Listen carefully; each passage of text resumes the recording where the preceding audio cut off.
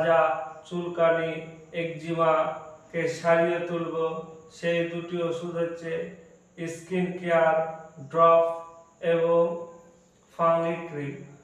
এই skin care drop এবং fungi cream এই দুটি ওষুধ ব্যবহার করে আমরা এই দাঁত হাজা চুলকানি একজিমা এই রোগগুলিকে সারিয়ে তুলব। এই দাঁত হাজা চুলকানি এই রোগগুলি আসলে কি? এই দাঁত হচ্ছে এমন একটি রোগ, সেই রোগটি হচ্ছে রিংওয়ার্ম। বিভিন্ন শরীরে বিভিন্ন জায়গায় স্যাঁতসেঁতে জায়গায় ফাঙ্গাল ইনফেকশন, যেখানে যে শরীরের মধ্যে যেসব জায়গা ভিজে স্যাঁতসেঁতে থাকে সেই সব, যেমন বগল, কুচকি এবং বিভিন্ন দুই জয়েন্টের মাঝে মাঝে ঘেমে থাকে, এই সব জায়গায় হয়ে থাকে এই দাঁত হাজা একজিমা এবং চুলকানি। এই ফাঙ্গাল ইনফেকশন, এই ফাঙ্গাল ইনফেকশন হচ্ছে বিভিন্ন ধরনের বিভিন্ন জায়গায় হয়ে থাকে।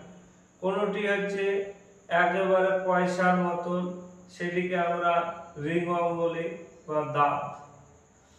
এই দাঁত বা রিংওয়ার্ম এবং একজিমা এই তিনটি রোগকে এই স্কিন কেয়ার ড্রপ এবং ফাঙ্গি ক্রিম এই দুটি ওষুধ ব্যবহার করে আমরা সারিয়ে তুলতে পারব।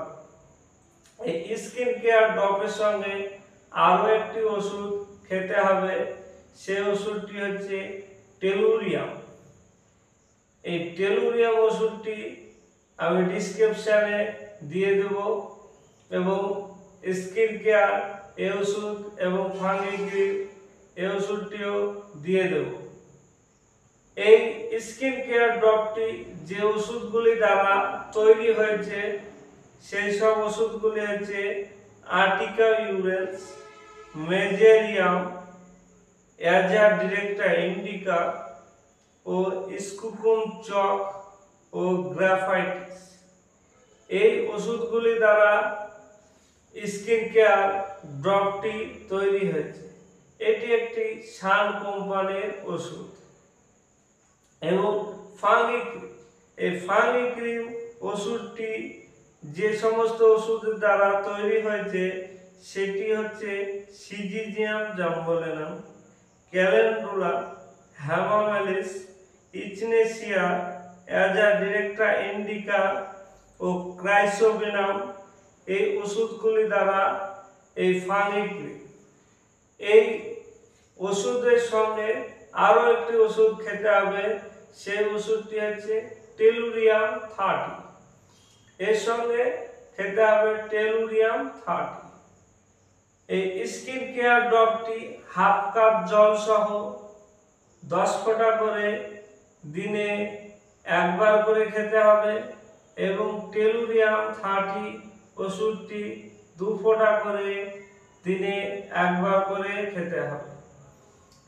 এবং এই ফাঙ্গি ক্রিম, এই ক্রিমটি দিনে 2 বার করে যে সমস্ত জায়গায় দাঁত হাজা চুলকানি এবং একজিমা হয়ে থাকে সে সমস্ত জায়গায় এই ফাঙ্গি ক্রিম মলমটি ব্যবহার করতে হবে।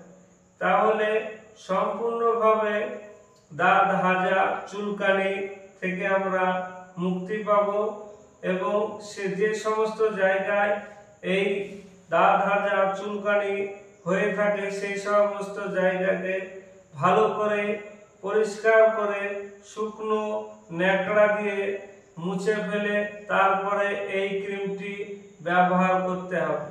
তাহলে সম্পূর্ণরূপে এই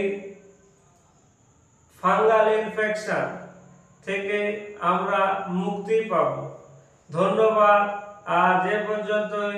সকলে ভালো থাকবেন, সুস্থ